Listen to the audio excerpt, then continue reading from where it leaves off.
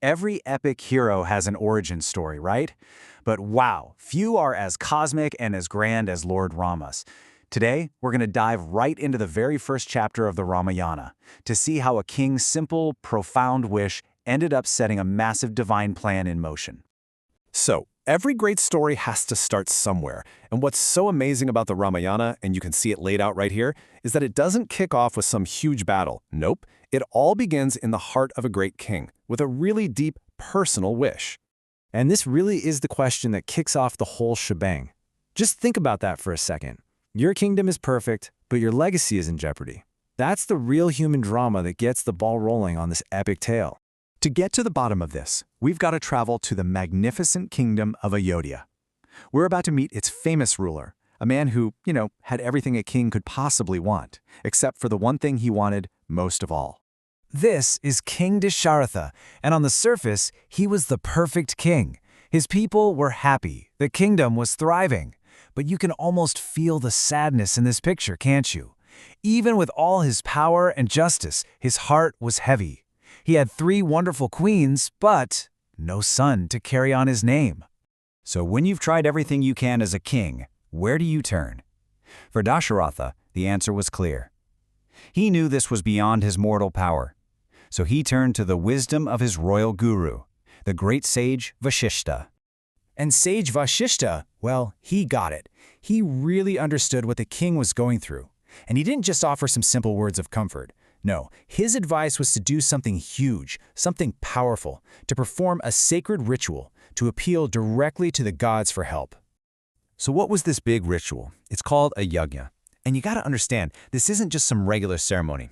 Think of it like a direct line to the gods. It's a sacred fire ritual, performed with incredible care, designed to ask the heavens for a very specific wish.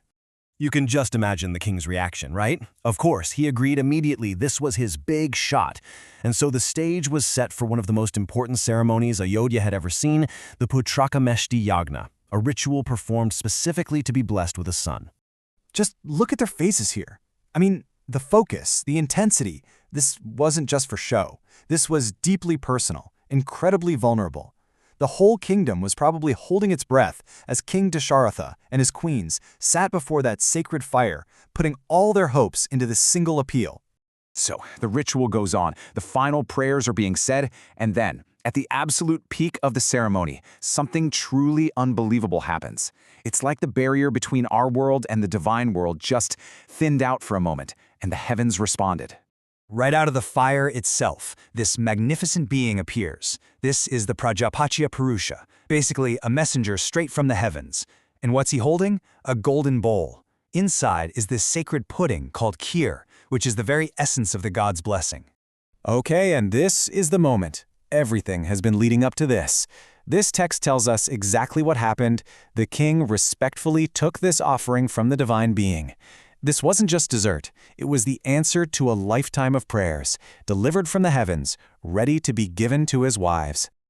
So the king, probably just filled with awe, takes this sacred kheer, and very carefully, very deliberately, he divides it up among his 3 queens, Kaushalya, Kaikeyi, and Sumitra, making sure each one of them received this incredible celestial gift.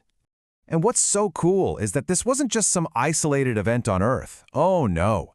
Up in the heavens, Lord Vishnu himself was watching all of this unfold. He was reassuring the other gods because this was all part of a much bigger plan to restore balance to the world.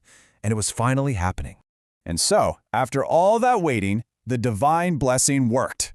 The years of sadness in the palace were just gone, replaced with so much joy and celebration. Why? Because not 1, but 4 princes were born. The promise was kept. Queen Kaushalya gave birth to Rama. Queen Kaikeyi gave birth to Bharata.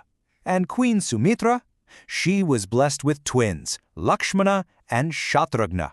The kingdom finally had its heirs. And there you have it, the end of our first chapter. But it's not really an ending, is it? It's 4 brand new beginnings.